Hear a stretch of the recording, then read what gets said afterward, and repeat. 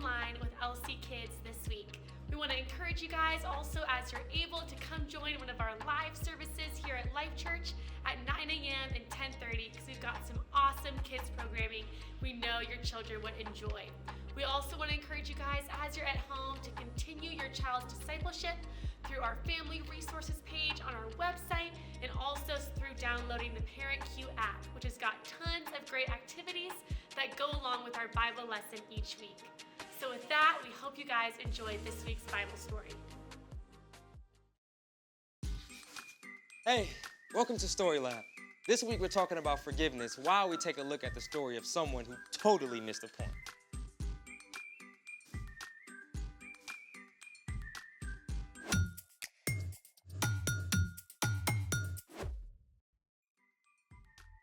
Hey everybody, I'm Carter. And I'm Zeke. We're talking about forgiveness. Which is deciding that someone who has wronged you doesn't have to pay. So Zeke, have you tried out forgiveness lately? Yeah, I forgave my mom this morning for waking me up. You should thank her for that. But I don't like waking up.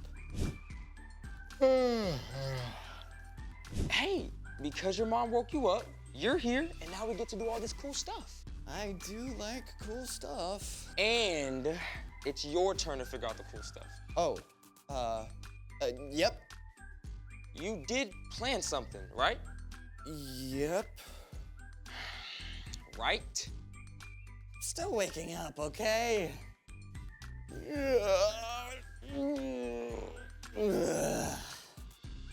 You know, you could just drink coffee. Oh, that's awful. Let's get a move on. Ooh, what's under here? It's the heavyweight challenge. Your mission, should you choose to accept it, is to pick up each item and then rank it from lightest to heaviest. That should be easy. Go for it.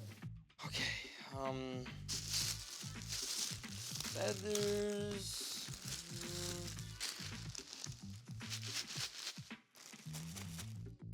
Okay, the Rice Krispies are heavier, I think. Yeah, unless you're trying to be sneaky and the feathers are actually heavier, right? Yeah. Okay, what's next? Oh, well, pennies, that's easy. That's gotta be one of the heaviest, right? So, oh, no, it should be the billiard balls.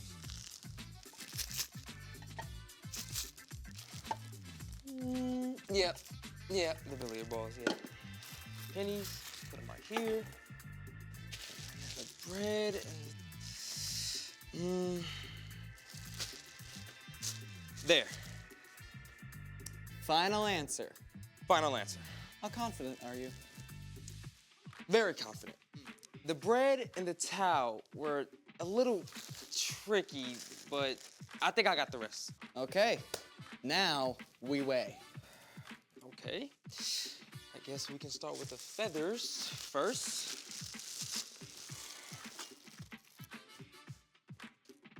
Oh, okay, so 1 pound of feathers. Let's go with the Rice Krispies next. Yes. Wait, the feathers and the Rice Krispies are both 1 pound? I guess they were kind of close. Hold on. I have to see this. Oh, you totally got me. What? All this stuff is 1 pound, right? Even the billiard balls. Maybe. Okay. We're gonna see right now. That's what we're gonna do. 1 pound, Zeke. Let's try the pennies. The pennies can't be 1 pound. They can't be. 1 pound. Zeke, if the billiard balls are 1 pound,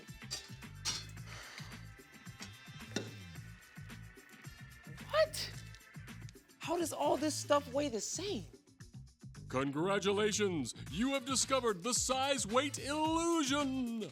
This is the phenomenon in which the smaller of two equally heavy objects is perceived to be heavier than the larger object.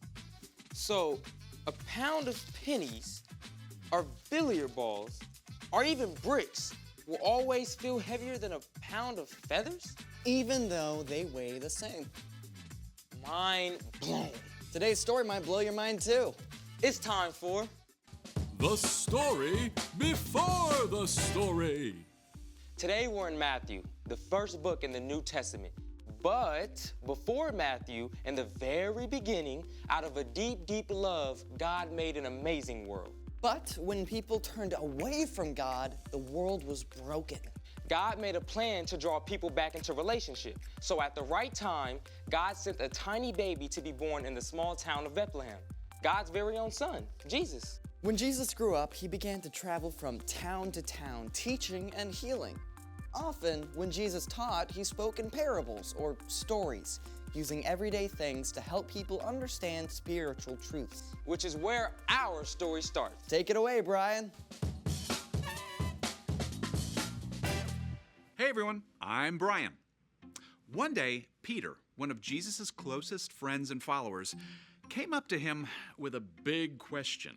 Lord, how many times should I forgive my brother or sister who sins against me? Up to 7 times? Now, Peter may have been giving himself a pat on the back here. Hey, look at what an awesome person I am, forgiving more than once. But Jesus wasn't impressed with that. I tell you, not 7 times, but 77 times. Jesus knew that Peter and his other friends weren't really getting the point. So, Jesus used a story to make it clear. The kingdom of heaven is like a king who wanted to collect all the money his servants owed him. Who owes the most money to the royal treasury? That would be Amos. How much does he owe? 10,000 bags of gold. 10,000 bags of gold? 10,000 bags of gold. Bring him to me this instant. The servant who owed 10,000 bags of gold was immediately brought before the king. You owe me 10,000 bags of gold. Pay up. I don't have it. You don't have it. I don't have it. Guards, sell this man and his whole family to work until they can pay back every cent. No! Please, just give me a little time. I'll pay back everything. Okay, now come on, let's be real. There is no way that the servant would be able to pay off 10,000 bags of gold, even if he worked his whole life. The servant knew it. The king knew it. And he felt sorry for the man. All right. I forgive you. You forgive me? I forgive you. You don't have to pay a cent. The servant was so amazed and overjoyed that he left the palace leaping and dancing. Minutes ago, it seemed he would never be free.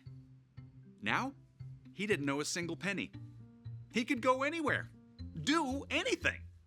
Woo-hoo-hoo! Life is good. But even as this man celebrated, he saw another of the king's servants, a man who owed him 100 silver coins. The first servant stopped in his tracks. Hey! You owe me 100 silver coins. Yes, I do. I don't quite have it all. The first servant grabbed the second man by the throat and began to choke him. Pay back what you owe me. Give me time. I'll pay back everything. Now, the first servant just had a debt of 10,000 bags of gold wiped out completely. He could definitely overlook a few silver coins, right? Well, you'd think. Instead, the first servant had the second one thrown in prison until he could repay the whole debt. Some of the king's other servants saw what happened, and boy, were they steamed about it. They went immediately to the king and told him the whole story. Bring him to me. Hey, Your Majesty. You evil servant. Ooh, a little harsh. I forgave all that you owed me because you begged me to. Shouldn't you have had mercy on the other servant just as I had mercy on you? Well, that's a great question. The king was so angry that he had the servant thrown in jail, sentenced to stay there until he paid back every penny. Jesus finished his story. This is how my Father in heaven will treat each of you, unless you forgive your brother or your sister from your heart. Peter and the others were silent as the truth of Jesus' words sunk in. Forgiveness isn't something you can put limits on. God has forgiven each of us more than we will ever know, so we can pass on that same forgiveness to those who wrong us too. The end. That is crazy. I mean, how did the first servant not get it?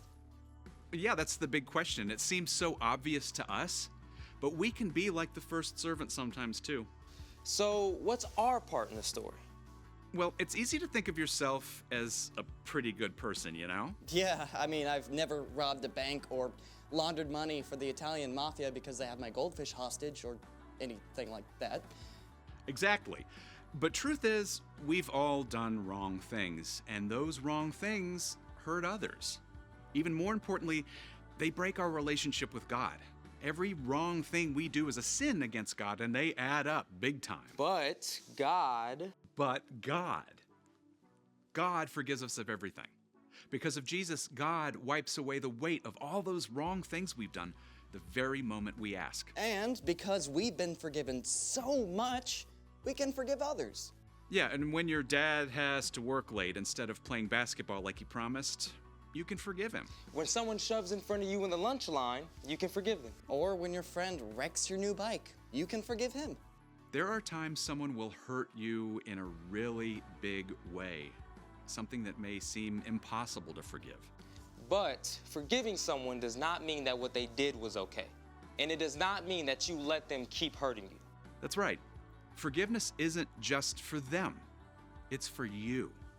It frees you from carrying the weight of bitterness. It means you're letting God deal with what they did. And it may be really hard, but with God's help, we can forgive anyone. I think you got it. Now forgive me, because I gotta go. See you next time. So, here's the thing. Forgive others because God forgives you. Forgiving others can make you feel as light as a feather. Hey, check this out. Ooh, very pretty. Now, how much do you think it weighs? A cloud? They look so light and fluffy, but they're really big. I don't know. How about a pound? Good guess. How about 1,000,000,004,000,000 pounds? Okay, no way. Yeah, seriously, for real, yeah. I can't even wrap my brain around that. Thanks for joining us in the Story Lab. See you next time.